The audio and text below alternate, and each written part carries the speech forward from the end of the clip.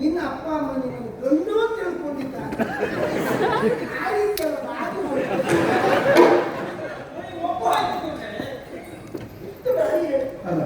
ಬರುವಾಗ ಒಂದು ರೀತಿ ಹೀಗೆ ಮಾಡ್ತಾರೆ.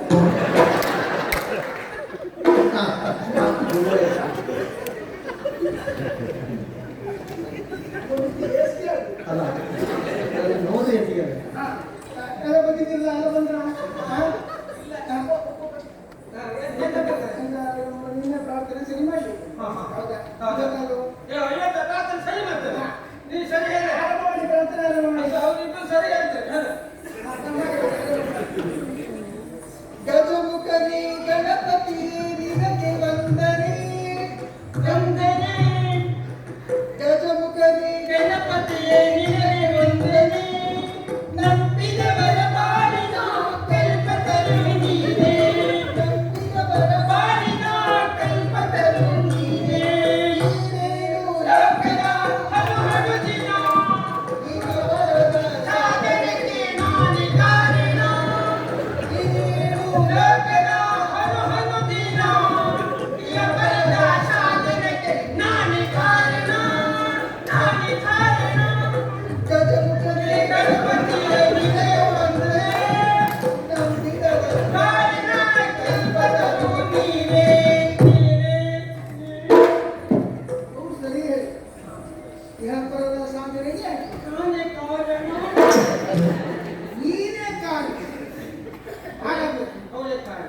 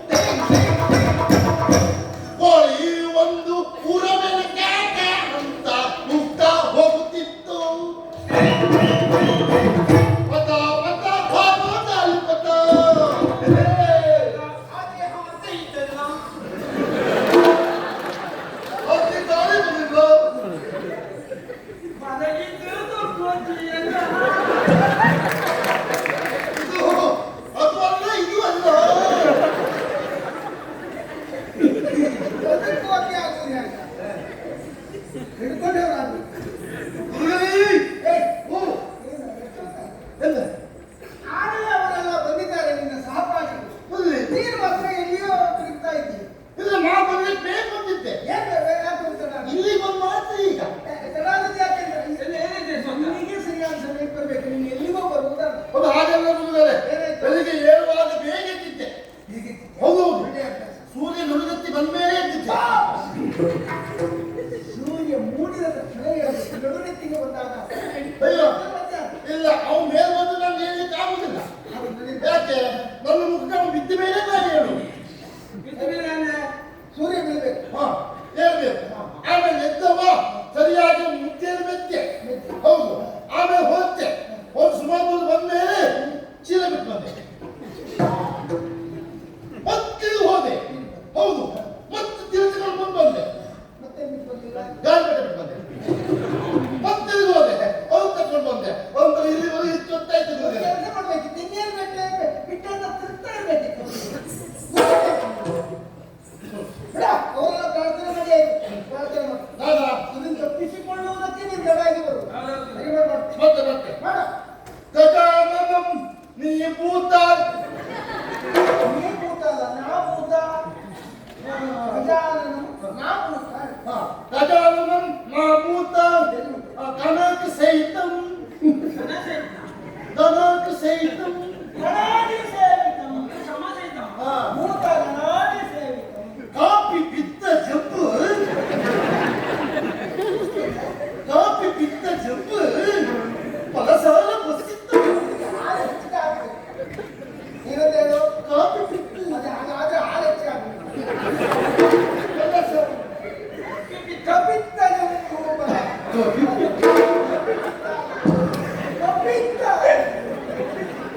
ಫಲಸಾಲ ಬಸಿತ್ತಂ ಬಸಿತ್ತಂ ಆಯ್ತು ಗುರುಗಳೇ. ಆಮೇಲೆ ಮತ್ತೆ ಗುರು ಬ್ರಹ್ಮ ಗುರು ವಿಷ್ಣು ಗುರುದೇವ ಮಹಿಷಾಸುರ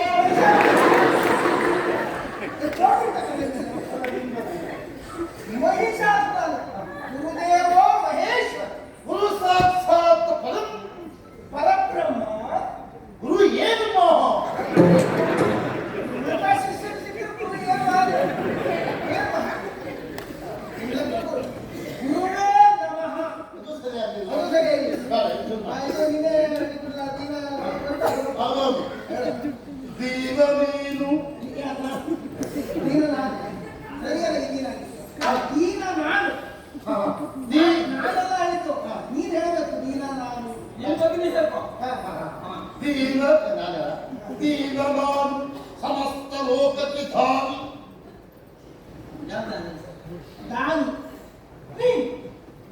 ಹಾ, ನೀನಲ್ವಾ ನಾನು. ಸಮಸ್ತ ಲೋಕಕ್ಕೆ ನಾನು ನೀನು. ನೀನೇನು ಬಲ್ಲೆಯೋ ಏನು ಬಲ್ಲೆನು ನಾನು. ಏನು ಬಲ್ಲೆಯೋ ನಾನು ನೈವಲ್ಯ ನರಸಿಂಹನ ಮೂರ್ತಿ ನಾನು ನೀನು. ನರಸಿಂಹನ ಮೂರ್ತಿ ನೀನು. ನೈವಲ್ಯ ಪತಿ ನಾನು ಓ, ನೀನು. ನೀನು ಹಾ.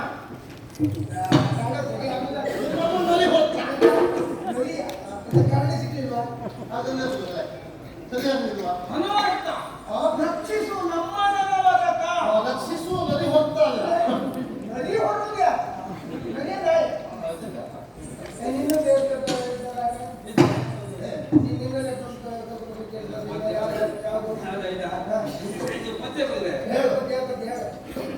ಯಾರ್ಯಾರಿಗೆ ಯಾರೋ ಬೆಳೀತಂತ ಬರುವ ಅಪ್ರೋಚ್. ಹೇಳ ಇವತ್ತು ಹೇಳ ಒಂದು ಬೆನ್ನಿನಗೆ ಗಣನಾಥ ಮೊದಲೊಂದು ಬೆನ್ನಿನಗೆ ಗಣನಾಥ ಹಾದಿಯಲ್ಲಿ ನಿನ್ನ ಪಾದ ಆದಿಯಲ್ಲಿ ಬೀದಿಯಲ್ಲಿ ಯಾಕೋ? ಆದಿಯಲ್ಲಿ ಆದಿಯಲ್ಲ. ಅವ ಹೆಚ್ಚಿನ ದಿವಸ ಹಾದಿ ಮೇಲೆ ಬರೋದು. ಹಾದಿ ಇದನ್ನು ಬಾಯಿಪಾಠ ಮನೆಯಲ್ಲಿ ಕೂತು ಮಾಡು ಅಂತ ಹೇಳಿದೆ. ಹಾದಿಯಲ್ಲಿ ಅಲ್ಲ. ನೀನು ಹಾದಿಯಲ್ಲಿ ಬಾಯಿಪಾಠ ಮಾಡಿ ಹಾಗಾಗಿ ಹಾದಿಯಲ್ಲಿ ಕೂತು. ಹಾದಿ ಬೀದಿಯಲ್ಲ. ಹಾದಿಯಲ್ಲಿ ನಿನ್ನ ಪಾದ ಪೂಜಿಸಿದ ಧರ್ಮರಾಯ ಸಾಧಿಸಿದ ದೋಸೆಯಿಂದ ಸಾಧಿಸಿದ ದೋಸೆಯಿಂದ ಧರ್ಮರಾಯ ಅವನಿಗೆ ಬೇರೆ ದೋಷ ಸಿಕ್ಕಿದ್ರೆ ಅದೇ ಸಾಧನೆ ಸಾಧಿಸಿದ ರಾಜ್ಯ ಸಾಧಿಸಿದ ರಾಜ್ಯ ಗಣರಾಜ್ಯ. ಹಾ. ದೋಷದಿಂದ ಅದರಿಂದ ಸರಿ ಬರೆದುಕೋ. ನೋಡ್ಕೊಂಡು ನಿಂತಿದ್ರೆ ಅವರು ಇನ್ನೊಂದು ಇನ್ನೊಂದು ಹೋಯ್ ಗುರುವಿನ ಹೋಯ್ ಗುರುವಿನ ಗುರುವಿಗೆ ಮುಲಾಮು ಹಚ್ಚುವ ತನಕ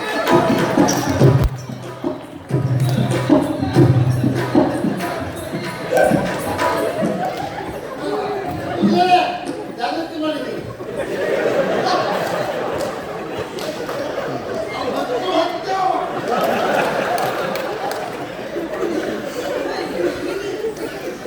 ಆ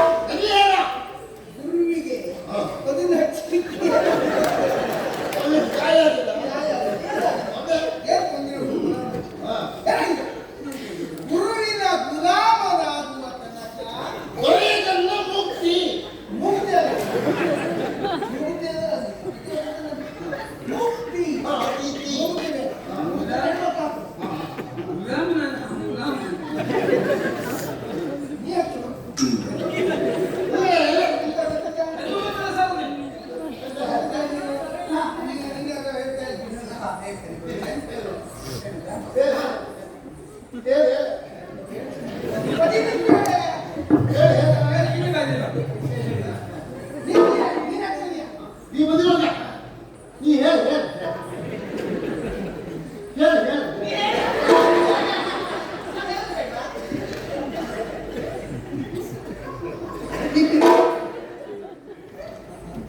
ಆನಂದ ಪರಮಾನಂದ ಪರಮಾನಂದ ಆನಂದ ಪರಮಾನಂದ ಪರಮಾನಂದ ತಾಯಿ ತಂದ ಜನ್ಮದಿಂದ ಜಗದಾನಂದ ಗುರು ತಂದ ಪುಣ್ಯದಿಂದ ಜಗದಾನಂದ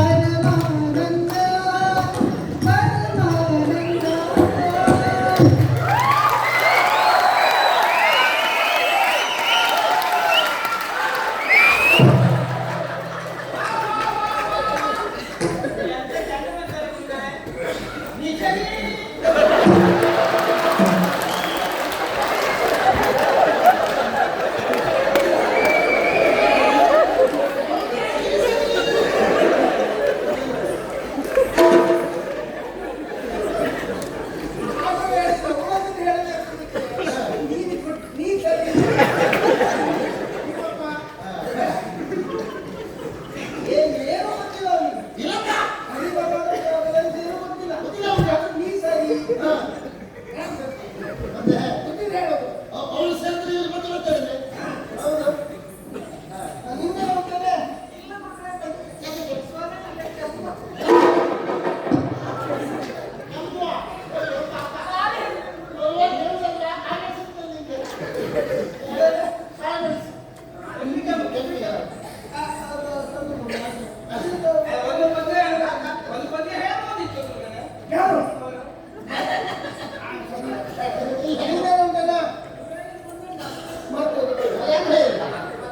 ಸರಿ, ನಾನು ನಿನ್ನೆ ಬರುವಾಗ ನಿಮಗೆ ಮನೆ ಲೆಕ್ಕ ಮಾಡಿಕೊಂಡು ಬಾ ಅಂತ ಹೇಳಿದ್ದಲ್ಲ. ಹೌದು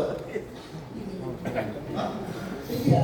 ಹೌದಾ ತೆಗುವುದಲ್ಲ ತೆಗುವುದಕ್ಕೆ ಆ ಬ್ಯಾಗಿ ಲೆಕ್ಕ ಮಾಡ್ಕೊಂಡು ಬಂದಿದ್ದೆ.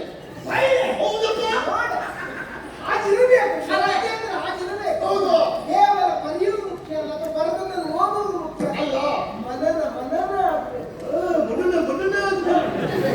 ಅದು ಮಾಡ್ಕೊಂಡಿದ್ದೆ. ಅದು ಲೆಕ್ಕಲ್ಲ ಗುರುಗಳೇ, ನೀವು ಹೇಳಿದ ತಕ್ಷಣ ಹೋಯ್ತೆ ಲೆಕ್ಕ ಮಾಡಲಿಕ್ಕೆ.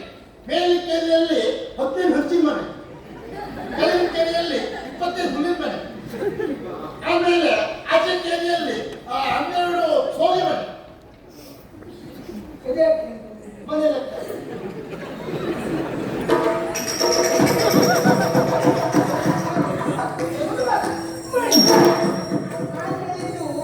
ಊರಿನಲ್ಲಿ ನಿಮ್ಮ ಕೇರಿಯಲ್ಲಿ ಎಷ್ಟು ಮನೆ ಉಂಟು ಅಂತ ಲೆಕ್ಕ ಮಾಡಿ ಬಾ ಅಂತ ಹೇಳಿದ್ದಲ್ಲ. ಮತ್ತೆ 16 ಕೂಡಿಸು 17 32ರಲ್ಲಿ 16 ಕಳೆದ್ರೆ ಎಷ್ಟು ಅಂತ ಆ ಲೆಕ್ಕ ಕೊಟ್ಟಿದ್ದೆ ನಿಮಗೆ. ಅದನ್ನ ಹೇಳೋದು ನೀನು ಊರ ಮೇಲೆ ಎಷ್ಟು ಮನೆ ಉಂಟು ಎಲ್ಲ ಅವ್ರ ಮನೆ ಅಲ್ಲ, ನೀವೇಳಿ ಮನೆ ಲೆಕ್ಕ ಮಾಡ್ಕೊಂಡು ಬಾ ಅಂತ ಹೇಳಿದ್ರ. ಮನೆಯಲ್ಲಿ ಕುಳಿತು ಮನೆ ಲೆಕ್ಕ ಅಂದ್ರೆ ಹೆಸರಾಗುತ್ತೆ. ಮನೆಯಲ್ಲಿ ಕುಳಿತು ಕೊಡೋದು ಹೋಗೋದು. ನೀವು ಮನೆಯಲ್ಲೇ ಕೂತ್ ಮಾಡ್ಕೊಂಡು ಅಂತ ಹೇಳಿಲ್ಲ, ಮನೆ ಲೆಕ್ಕ ಮಾಡ್ಕೊಂಡು ಬಂದಿದ್ದೀರಿ ನೀವು. ಮನೆ ಲೆಕ್ಕ ಅಂದ್ರೆ ಅರ್ಥ ಅದೇ. ಹಂಗೆ ಎಲ್ಲ ಗೊತ್ತಾಗ್ತದೆ. ಈಗ ನೋಡಿ ನಾನು ಈಗ ನಿಮ್ಮಲ್ಲಿ ಕೇಳ್ತೇನೆ. ಹೇಳಿ ಏನಂತ ಏನಂತ ಬಿಡಿ, ಆಮೇಲೆ ಮಾಡ್ಕೊಂಡು ಬನ್ನಿ. ಮಾಡಿ ಇಲ್ಲಿಯ ಲೆಕ್ಕ ಹಾಕಿದ್ರೆ ಹೇಳುದು. ಆಯ್ತು. ಇದು ಒಂದು ಎಳೆ. ಇದು ಒಂದು ಅಂತ ತಿಳ್ಕೊ.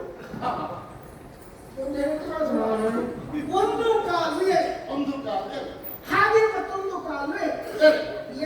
ಎಳೆನ್ನ ಕೂಡಿಸಿದ್ರೆ ಎಷ್ಟಾಗ್ತದೆ ಮಾಡಿ ತೋರಿಸ್ಬೇಕು. ಒಂದು ಕಾಲು ವೇಳೆ ಕೂಡಿಸು ಮತ್ತೊಂದು ಕಾಲು ಎಳೆ. ಹೊತ್ತಿಗೆ ಹ. 2 ಕಾಲು.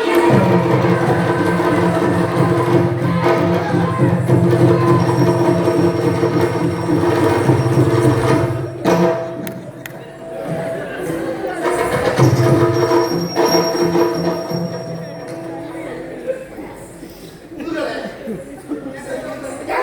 ಲೆಕ್ಕ ಸರಿಯಾಯ್ತು ಗುರುಗಳೇ. ಒಂದು ಕಾಲು ಎಳೆ ಮತ್ತೊಂದು ಕಾಲು ಎಳೆಯನ್ನು ಸೇರಿಸಿ ಮಾಡಿ ತೋರಿಸೋದು ನಾನು ಕೊಡುವುದಲ್ಲ.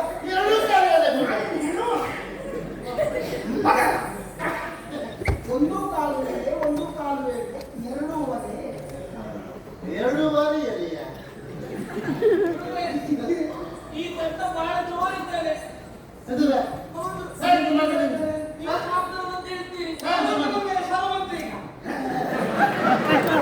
ಪ್ರತಿ ದಿವಸ ನಾವು ಮನೆಗೆ ಹೋಗುವಾಗ ಈ ಗಡ್ಡ ನನ್ನ ಹಿಂದೆ ಬಂದು ನೀನು ಮಾಡಿದ್ದೆ ಎಂತ ಮಾಡಿದ್ದೆ? ನನ್ನ ಬೆನ್ನು ತಟ್ಟಿದ್ದೆ. ಹೌದೇ?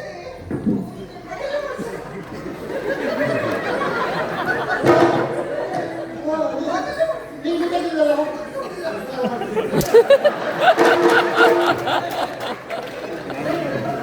ಎಂತ? ಒಬ್ಬನೇ ಮಾಡಿದ್ಯಾ? ಹಾಗೆ ಮಾಡಿದ್ದೆ ಅಂತ. ಹುಡುಗರೇ, ಅದ್ರಲ್ಲಿ ಏನ್ ತಪ್ಪು ಅಂತ? ಹಾ, ಹೌದು. ಗಂಡು ಮಕ್ಕಳು ಮುಟ್ಟು ಮಾಡಿರುವಂತ ಸಾಮಾನ್ಯ ಜ್ಞಾನ ಇಲ್ಲವೇ? ಕಾರಣ ಉಂಟು ಗುರುಗಳೇ. ನಾ ಬೆನ್ನು ಮುಟ್ಟಬೇಕು ಅಂತ ಮುಟ್ಟಿದ್ದಲ್ಲ, ಅವಳ ಬೆನ್ನಲ್ಲಿ ಜಿರಳೆ ಹೋಗ್ತಿತ್ತು. ಜಿರಳೆ ಕಣ್ಣು ಹೆದರ್ತಾರೆ ಅಂತೇಳಿ ಆ ಜಿರಳೆ ತೆಗೆಯುವಾಗ ನಾನು ಈ ಸುಮ್ಮನೆ ಇಷ್ಟೇ ಬಿಟ್ಟು ಇಲ್ಲ ಗುರುಗಳೇ. ಎಲ್ಲ ಅಪರಾಧ ಮಾಡಿಕೊಳ್ತಾರೆ. ಅಷ್ಟೇ ಅಲ್ಲ ಗುರುಗಳೇ, ನಿನ್ನೆ ದಿವಸ ನಾನು ಗುರುಮಠದಿಂದ ಮನೆಗೆ ಹೋಗುವಾಗ ಇವರು ಒಂದು ಮೂಲೆಯಲ್ಲಿ ನಿಂತುಕೊಂಡು ಒಂದು ಕಣ್ಣು ಮುಚ್ಚುವುದು ಒಂದು ಕಣ್ಣು ಮುಚ್ಚಿದ್ದಾನೆ ಕರೀತಾರೆ. ಇವರು ಗುರುಗಳು ಇಷ್ಟು ವರ್ಷ ನಾನು 27 ವಾಕ್ ಮಾಡ್ತೇನೆ. ಅಲ್ಲ ನೀನು ಕಣ್ಣು ಮುಚ್ಚಲಿಕ್ಕೆ ಕಣ್ಣು ಬಿಟ್ಟದ್ಯಾ? ಅವನ ಹೆಸರು ಮಾತ್ರ ಕಣ್ಣು ಬಿಟ್ಟ. ನೀನು ಮಾಡ್ತಾನೆ ಇದು ಮುಚ್ಕೊಂಡೇ ಇದ್ದ. ಅದು ಬಿಟ್ಟು ನೀನು ಹಾಗೆ ಮಾಡಿದ್ಯಾ? ಗುರುಗಳೇ, ಒಂದು ಕಣ್ಣು ಮುಚ್ಚಿ ಯಾಕೆ? ಅವು ತಪ್ಪು ಕಲ್ಪನೆಯೇ? ಅವಳು ತಪ್ಪು ಕಲ್ಪನೆ, ಅವಳು ಏನೋ ಕಲ್ಪನೆ ಮಾಡಿಕೊಳ್ಳಿ. ನೀ ಯಾಕೆ ಹಾಗೆ ಮಾಡಿ? ನಾನು ಹಾಗಲ್ಲ. ಒಂದು ಕಣ್ಣು ಕಸ ಬಿದ್ದಿತ್ತ, ಕಸ ಬಿದ್ದ ಕಣ್ಣು ಮುಚ್ಚಬೇಕ ಬೇಡವಾ? ಅದಕ್ಕೆ ಮುಟ್ಟೆ. ಕೈ ಮಾಡಿದ್ಯಾ? ಹಾ? ಕೈ ಮಾಡಿದ್ಯಾ? ಕಸ ಬಿದ್ದು ತೆಗೆಬಾ ಅಂತ ನೋಡ್ತೀರ? ಹಾ. ನಿನ್ನ ಕಡೆ ಬಿದ್ದ ಕಸ ತೆಗೆಯುವವಳಲ್ಲ. ಯಾಕಂತ ಮೂರು ಕಾಫಿ ಮೂಲೆಯಲ್ಲಿ ಕುಳಿತೆ. ಬೇಕಾದದ್ದನ್ನು ಅಭ್ಯಾಸ ಮಾಡಿದ್ರೆ ಬೇರೆ ವಸ್ತುಗಳು ಗುರುವಿಲ್ಲ ಕಲಿತೀರಲ್ಲ. ಈಗ ವಿಭೂತಿ ಬಟ್ಟೆ ಹಾಕಿ ಕೇಳಿದೆ.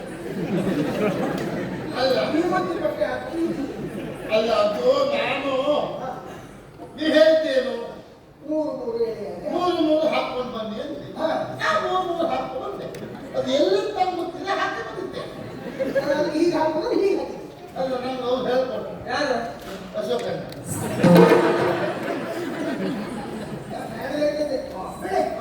ಈಗ ನೋಡಿ ಇವತ್ತಿನ ವಿಶೇಷ ಎಲ್ಲಿ ಗುರುಗಳೇ? ನೀವು ಗಮನಿಸ್ತೀರಿ. ನಿಮ್ಮ ಮದುವೆ ದಿವಸ ವಿಶೇಷ ಅಲ್ಲ. ಗೊತ್ತಿಲ್ಲ, ವಿಶೇಷ ದಿನ ಅಲ್ಲ. ಹೌದು. ಅದೆಲ್ಲ ಮರೆಯಬೇಕಾದದ್ದು. ಹೌದು, ವಿಶೇಷ ಅಂದ್ರೆ ಗುರುಗಳೇ ಇದ್ದದ್ದು ವಿಶೇಷ. ಸಂಭ್ರಮಿಸಬೇಕಾದ ವಿಚಾರ ಆದ್ರೆ ಸುಮ್ಮನೆ ಬಂದು ಹೇಳ್ಬೋದು. ಮುಂದೆ ಬಿದ್ದಿದ್ದೆ ಅದನ್ನು ಹಾಕಿಕೊಂಡು ಬೇಡ. ಇವತ್ತು ವಿಶೇಷ ಅಂದ್ರೆ ಹೇಗೆ? ಇವತ್ತು ನಿಮ್ಮ ಜೊತೆಯಲ್ಲಿ ಪಾಠವನ್ನು ಕಲಿಯುವುದಕ್ಕಾಗಿ ವಿಶೇಷ ಯಾವ ಗುರುಗಳೇ? ನೋಡಿಲ್ಲ. ಇಲ್ಲ.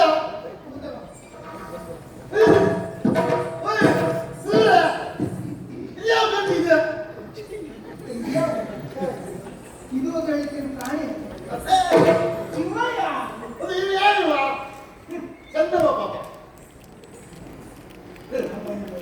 ಓ ಸಾಮಾನ್ಯರು ಎಂತಕ್ಕೆ? ನಮ್ಮ ನಾಡಿನ ಮರಗಳು. ಯಾರು? ಹಿರಣ್ಯ ಚಿಕ್ಕಪ್ಪಯ್ಯ.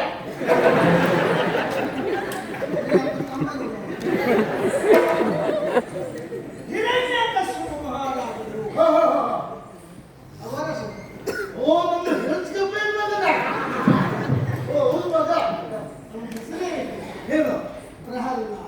ಮುಲ್ಲಾದ. ಪ್ರಹ್ಲಾದ ನೀನು. ಪ್ರಹ್ಲಾದ ಅದೇ ಆದ. ಅವ ಬಂದಿದ್ದು ನಿಮ್ಮ ಹಾಗೆ ಪಾಠವನ್ನು ಕಲಿಯುವುದಕ್ಕಾಗಿ ಬಂದಿದ್ದಾನೆ.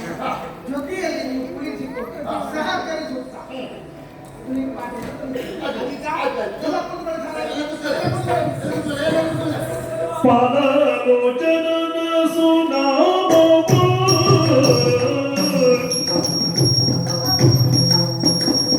ಪಾದಲೋಚನನ ಸುನಾಮವು ಗುರುವರು ಮೇಲೋ ಪಂಕ್ತಿಯೋ ಬರೆದು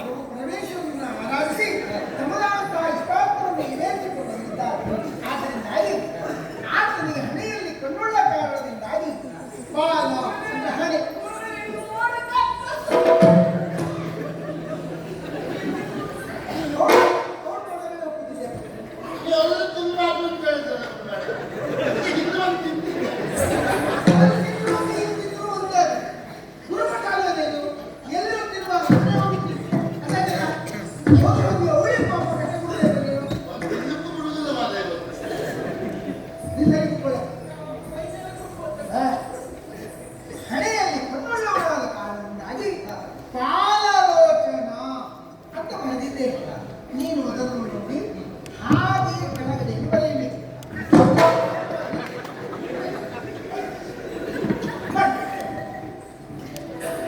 ಬಾಲಕ ನೀನ ಪರೆಯೇನೆ ಶ್ರೀಮಂತಿನೋ ಎಂಬುದ ಪರೆದ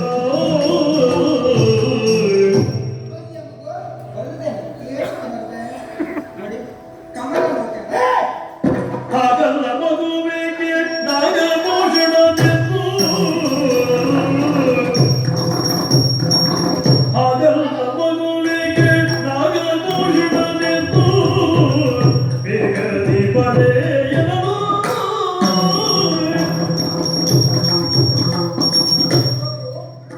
ನಿನ್ನಲ್ಲಿ ನಾನು ಏನನ್ನ ಬರೆದಿದ್ದೇನೋ ಅದನ್ನ ಕೆಳಗಡೆ ಬರೆ ಅಂತ ಹೇಳಿದ್ದೆ.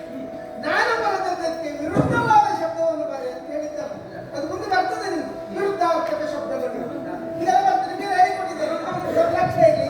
ನಾನು ಇವನಿಗೆ ಹೇಳಿಕೊಡುವಾಗ ನಿಮಗೊಂದು ನಕ್ಷೆ ಇರಲಿ. ಮುಂದೆ ನಿಮಗೂ ಇದು ಬರ್ತದೆ. ಇಲ್ಲಿ ಒಟ್ಟೆ ನಮ್ಗೆ ಏನು ಲಕ್ಷ್ಯ ಇಲ್ಲ ನಮ್ಗೆ. ಕವನ ಅದೇ ನೀನು ನೋಡು ವಿರುದ್ಧವಾಗಿ ಬರೆದು ಪಾಲಲೋಚನ ಅಂತ ಬರೆದ್ರೆ ನೀನು ಲಕ್ಷ್ಮೀಯೋ ಹಾಗಾಗಿ ಈಗ ನಾನು ಬರೆಯುವುದನ್ನು ನೀವು ಬರೀಬೇಕು. ನೋಡು ನಾನು ಈಗ ಏನು ಬರೆದಿದ್ದೇನೆ?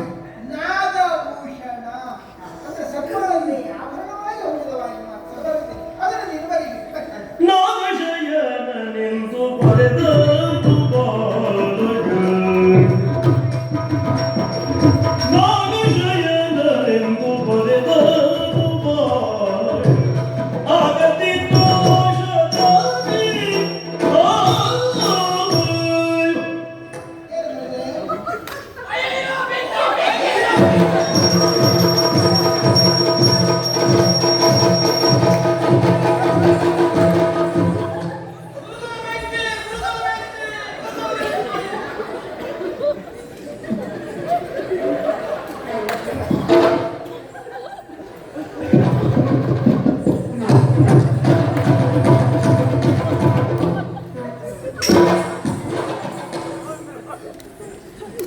ಏನು ಗುರುಮಠಕ್ಕೆ ಬೆಂಕಿ ಹಚ್ಚುವಾಗ ಇಲ್ಲ ಪೂರ್ವಕಲ್ಲ ನಾ ಮಾಡ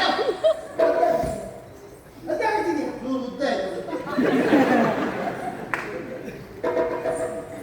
ಅದು ಹಚ್ಚಿದ್ದೇನೆ ಹಚ್ಚಿದ್ದೇನೆ ಏನಾಯ್ತು? ಕೊಡ ಅವ್ನು ಕೊಡುದಿಲ್ಲ. ಕೊಡ ಅವನು ಹಿಂದೆ ಇಲ್ಲ ಇಲ್ಲ ಮತ್ತೆ ಹಿಂದೆ ಹೋಗ್ತಾನೆ. ಇಲ್ಲ ಮತ್ತೇನಿಲ್ಲ. ಮತ್ತೆ ನಾನು ಇದಕ್ಕೆ ಹೋಗ್ತಿದ್ದೇನೆ. ಹಿಂದೆ ಹೋಗ್ತು.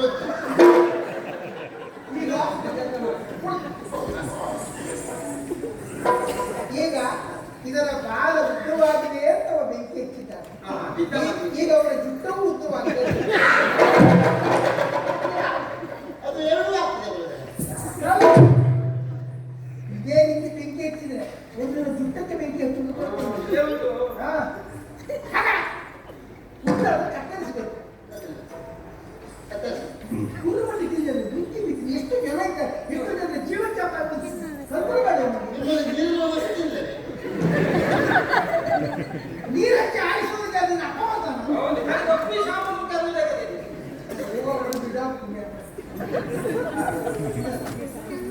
ನಾನು ಹೋಗಿ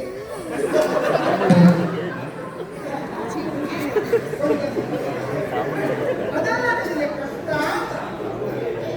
ಇದೇ ನಾನು ಸುಲಭವಾಗಿ ಹೇಳ್ತೀನಿ. ಶಿವ ಎಲ್ಲ ಅದನ್ನು ಯಾಕಂದ್ರೆ ಬಹಳ ಉದ್ದದ ಶಬ್ದ ಬೇಡ. ಇನ್ನು ಮೊದಲು ಸಣ್ಣ ಸಣ್ಣ ಶಬ್ದ ಹೇಳುವುದು.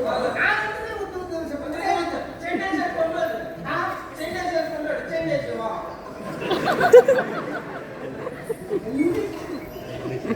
ಅದಲ್ವ ಚೆಂಡೆ ಶಿವ ಅಲ್ವ ಶಿವ relax. ಏನು ತಂದೆ ಹರಿ ಎನ್ನುವ ಹಾಗೆ ಬರ್ತದೆ.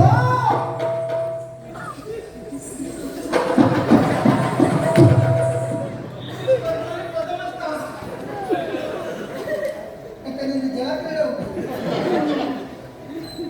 ಏನು ಆ ಬಿದ್ದದ್ದು.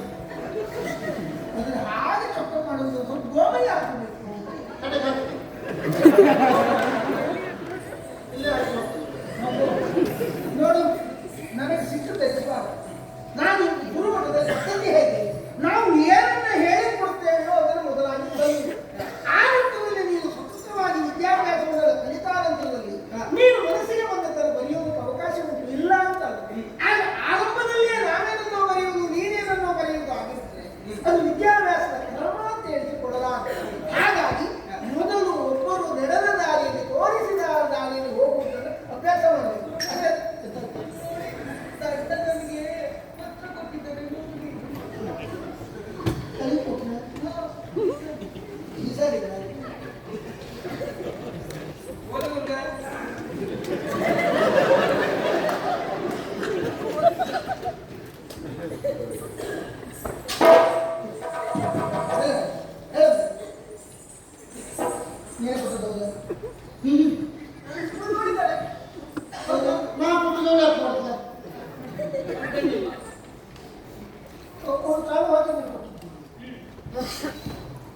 ಇರ್ಲಿ, ಈ ಅಕ್ಷರ ಓದುವುದು ನನಗೆ ಅಂತ ನಮ್ಮನೇ ಬಂದು ಓದುವುದು ಇರ್ಲಿ. ನೀನೇ ನಿನ್ನ ಈ ಅಂದವಾದಂತಹ ಅಕ್ಷರಗಳನ್ನು ಒಮ್ಮೆ ವಾಚಿಸಿ ನೋಡಿ, ಸ್ಪಷ್ಟವಾಗಿ ವಾಚಿಸಿ.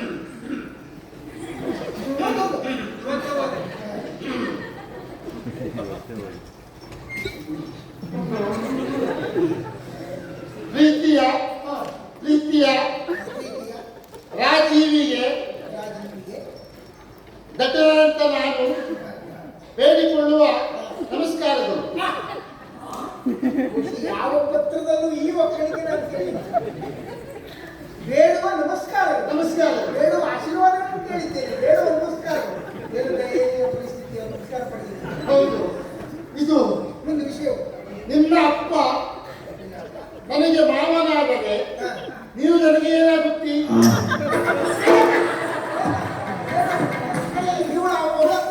ಮಾಮ ಅಂದ್ರೆ ಅವಳು ಏನಾಗ್ತದೆ? ಅವಳು ಹೇಳ್ಬೇಕಾದ್ರೆ ನೀನು ಹೇಳು. ಒಮ್ಮೆ ನಿನ್ನ ಅಪ್ಪ ನಿನ್ನ ಮಾವ ಹೇಳ್ತಿ ಅಂತ ಹೇಳ್ತಿ ಹೇಳ್ತಲ್ಲ ಕಳಿಸ್ಕೊಡಿದ್ದೆ.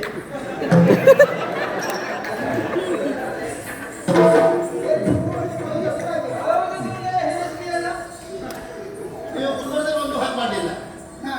ಮಗು ನೋಡು, ನನ್ನ ಮನೆಯಾಗ ಬರೀಬೇಕು ಆಯ್ತಾ? ನಾನು ಹೇಳಿ ಆಯ್ತಾ? ಹರ ಹರಿ ಕೈಲಾಸವಾಸಿ ವೈಕುಂಠವಾಸಿ ನಂದಿವಾಹನ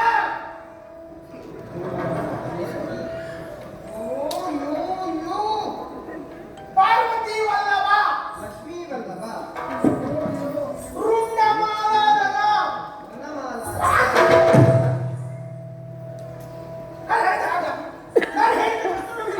ಹೇಳೋದಕ್ಕೆ ಗುರುಮಠಕ್ಕೆ ಯಾಕೆ ಬರಬೇಕು? ಅರವಡಿ ಹೇಳ್ಬೋದು. ಅಪ್ಪ ಮನೆ ಮೇಲೆ ವಿಶ್ವಾಸ ಕಳಿಸ್ಬಿಟ್ಟಿದೆ. ಈ ನಿಮ್ಮಲ್ಲ ಅವನಿಗೆಲ್ಲ ಆಗುದಿಲ್ಲ. ಆಗ ಹೇಳ್ತಾರೆ ನೋಡು, ನಾನು ಹೇಳಿದ ವಿಷಯ ನಿಮಗೆ ಹೆದರಿದ್ದಾರೆ. ನಿಮ್ಮ ಒಡನೆ ಇರುವುದೇ ಇದರ ಹುಲಿಯ ಅದ ಭಯ ಭಯ ಅಂದ್ರೆ ಯಾಕೋ ಏನೋ ಒಂದು ರೀತಿ ತೊಂದರೆ ಆಗ್ತವೆ. ಅದೊಂದೇ. ಈ ಸುಲಭೆಯಲ್ಲಿ ಬಂದ ವಿದ್ಯಾಭ್ಯಾಸ ಹೆದರಿಕೆ ನಾನು ಸ್ವಲ್ಪ ಆ ಕಡೆ ಇರ್ತೇನೆ, ನೀವೆಲ್ಲ ಒಟ್ಟಾಗಿ ಅವನಿಗೆ ನಾವೆಲ್ಲ ಹೀಗೆ ಕಲಿಯೋಣ, ನಾವೆಲ್ಲ ಹೀಗೆ ಅಭ್ಯಾಸ ಮಾಡೋಣ, ಇದರಿಂದ ಒಳ್ಳೆಯದು ಅಂತ ಹೇಳಿ ಅವನಿಗೆ ನೀವೇ ಸ್ವಲ್ಪ ಅಭ್ಯಾಸ ಮಾಡಿ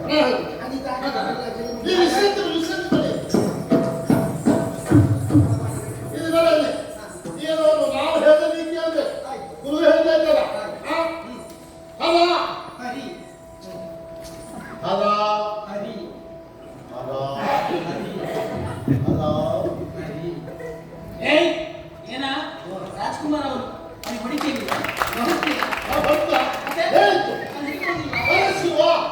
ಇಲ್ಲ ವೈಕುಂಠವಾಸಿ ಇಲ್ಲಪ್ಪ ಎಂತ ಹೇಳೋದು ಹೇಳ್ತಾರೆ. ಕೆಲಸ ಮಾಡು, ಈಗ ನೀನೇ ಹೇಳ್ಕೊ, ನಾವೇ ಕಲ್ತೇವೆ.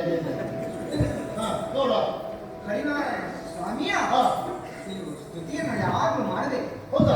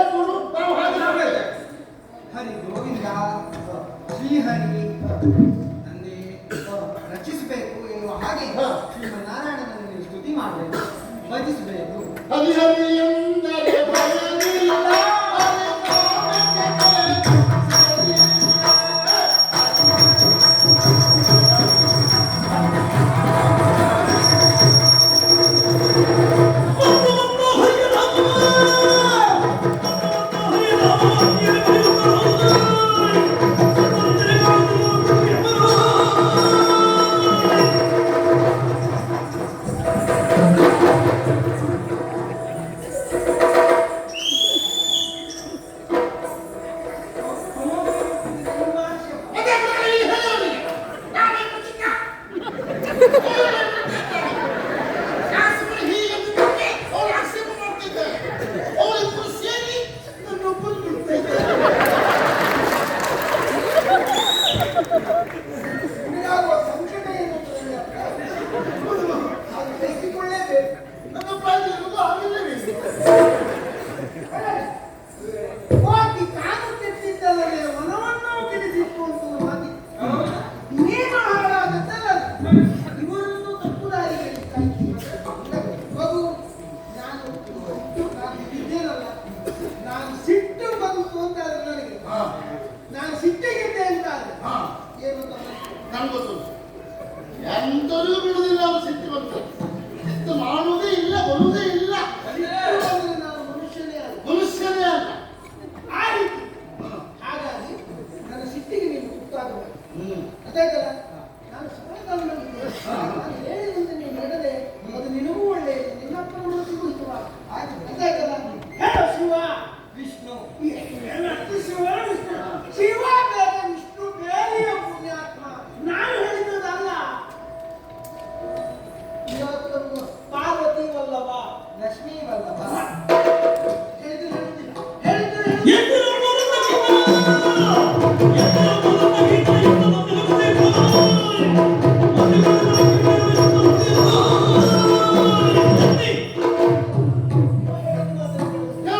ನೀವು ಉತ್ಸಾಹದಿಂದಾಗಿ ಅಂದ್ರೆ ಹಠಕ್ಕಾಗಿಯೇ ನಾನು ಹೇಳಿದ್ದನ್ನು ಹೇಳಬಾರದು ಎನ್ನುವ ಹಠ ಅವತ್ತು. ನಾನು ಶಿವ ಅಂತ ಹೇಳಿದೆ, ವಿಷ್ಣು ಅಂತ ಹೇಳ್ತಾನೆ ಅಂತ. ಏನು ಅರ್ಥ ಉಂಟಾ ಇದಕ್ಕೆ? ಮಗು, ಆ ರೀತಿಯ ತಪ್ಪು ಮಾಡಿದವರಿಗೆ ಈ ಆಶ್ರಮದ ಪದ್ಧತಿಯ ಪ್ರಕಾರ ಯಾವ ಶಿಕ್ಷೆ ಉಂಟು ನಿನಗೆ ಗೊತ್ತಿಲ್ಲ. ಬರ, ಆ ಶಿಕ್ಷೆ ಒಂದೇ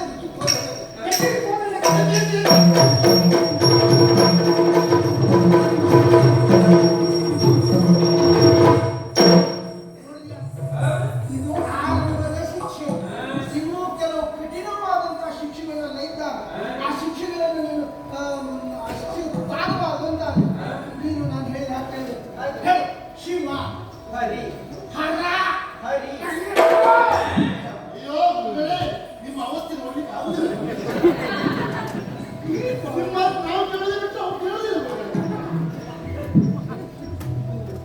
ನಾಳೆ ಏನಾದೀತು ಹಾ ನಾನು ಹೇಳಿಕೊಟ್ಟಂತಹ ತಪ್ಪು ಅಂತ ಆಗಿರ್ಬೋದು. ಆಗ್ತದೆ. ಹೌದು ನಾನು ಇಲ್ಲಿಯವರೆಗೆ ಜೀವನ ಇದ್ದೀರಲ್ಲ, ಹೌದು. ಎಷ್ಟು ಒಂದು ಪದ್ಧತಿಯಲ್ಲಿ ನಡೆಸಿಕೊಂಡು ಬಂದವರು ಮತ್ತೆ ಇವಾಗ ಹಾಳಾಗ ಹಾಳಾಗೋದು. ಇವರಿಂದ ಹಾಳಾಗಿತ್ತು ಆಗುದಿಲ್ಲ. ಒಂದು ಕೆಲಸ ಮಾಡಿ. ನಾ ಇವತ್ತು ಇವರ ಮನೆಗೆ ಹೋಗಿ ಹೌದು. ನಾನು ಅದೇನು ಅಂತ ಅಲ್ಲ, ನಾನು ಬಾ, ನಾನು ಬಾ. ಏನಾಯ್ತಾ? ಅಲ್ಲ, ನಾನು ಮನೆ ಹೋಗುವ ಅಂದೆ. ಉಳಿದ ಯಾಕೆ ನೀವು ಅದಕ್ಕೆ ಹೋಗ್ತೀರಿ? ನಿನ್ನ ಮನೆಗೆ ಹೋಗು. ಅವ್ಳು ಅವಾಗ ಹೇಳಿದ್ದೇ ಇಲ್ಲ, ನಾ ಹೆಂಡತಿ ಅಂತ. ಆ ಪತ್ರದ ಸಾರಾಂಶ ಆದಾಗ್ತದೆ ಅಂತ. ಹಾಗೆ. ನೀನು ಮನದ ಮಾತಿದ್ದರೆ ಆಗುವುದಿಲ್ಲ. ಅದಿಲ್ಲ. ಮದುವೆ ಆಗ್ಬೇಕು ಅಂತ ಕೇಳಲ್ಲ. ಏನು ಅಂತ ಹೇಳ್ತೇನೆ. ಹಾಗೆ.